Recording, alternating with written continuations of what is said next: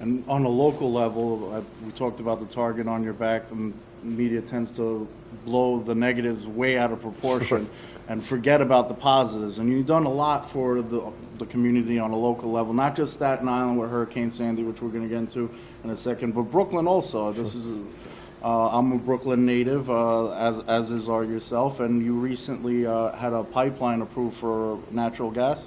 Can you tell us about that? You know, that's one of the things I'm very, very proud of, because when I recently met with National Grid, and I didn't realize they were going to be speaking about me, but I wanted to meet some of the people that work there that live in Brooklyn and in Staten Island.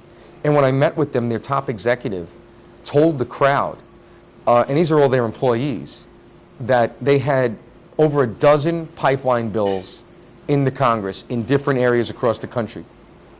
And out of all of those bills for extensions of pipeline to bring in more natural gas, which will lower the cost of energy for those local residents and create jobs and bring in tax revenue for the city where they were, only one was approved, and that was mine. That was signed into law.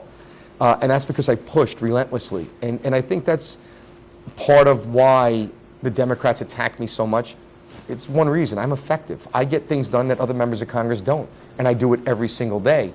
The pipeline was one, and I take a lot of pride and a lot of time in some of the small things. I mean, we had complaints that the Parks Department were bringing in trucks all hours of the night and backing them up, and you know they have those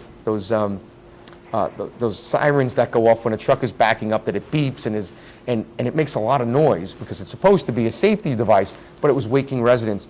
Even that we were able to get done. So we get involved in a lot of things for the quality of life of the neighborhoods, and most recently we're working on flood insurance. Now this is a huge, a tremendous issue across the country. 27 states have issues with floods. 2 different governors recently were calling on the president to do something about the rapid rise and the astronomical rise in flood insurance premiums that are going to put people out of their homes. National home builders, national realtors are saying this is going to stop the housing market from recovering, and we have to do something. That's where the flood insurance reform bill That's the comes flood in? insurance reform bill, and I've worked, even during the shutdown, I was able to work across the aisle with the Senate and get a bill quickly onto drop it on the House, and now work across the aisle to finalize that bill, and next week we'll go to a vote, and I know we'll have an overwhelming vote in support of this bill. But that's leadership, and when Democrats see that I'm working across the aisle and that I'm getting things done, they don't know what to do. You know, they panic, and that's why they hit me as hard as they do.